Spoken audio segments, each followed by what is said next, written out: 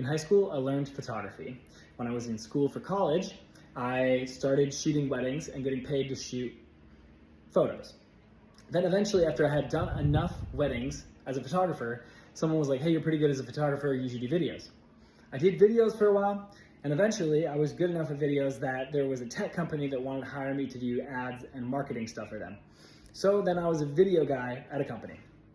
Then eventually, after being a video guy at a tech company for long enough, I had been publishing to YouTube, Instagram, TikTok. I started to learn how these social media platforms worked. So I started posting on my own social media. Then people found out that I was posting on my social media and that it was growing, and they were like, oh, we have this business that we started, could you help us grow on our social medias? So then on the side, I started doing some freelance social media stuff. That started going well enough that I was able to quit my full-time job and just do the freelance stuff. That kept going well to the point where I had too many clients, couldn't handle it anymore, brought in my buddy Bailey to be a co-founder with me. The two of us start going together. We run hard and do the agency thing for about a year and start running into this issue where there's a life cycle of all of our clients, and eventually clients learn what you've taught them and take the things that you've done with their social media and start doing them themselves.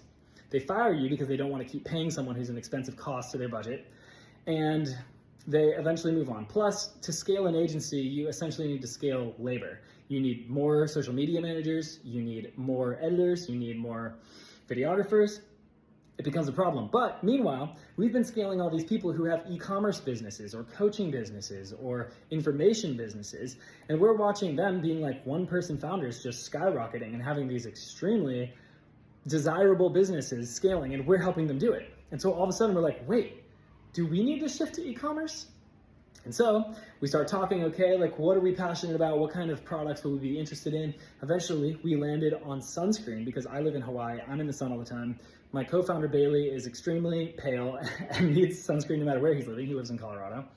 And we landed on sunscreen because we are tired of all the chemicals and all the crap that is in most sunscreen that is both killing the reef and killing you and is no good for your skin.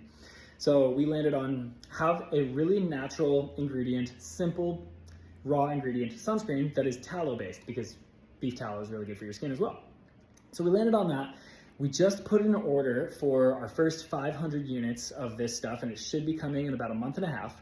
And so now we are slowly transitioning away from we are a social media agency, and we are transitioning to an e-commerce business that kind of has a social media agency built into it.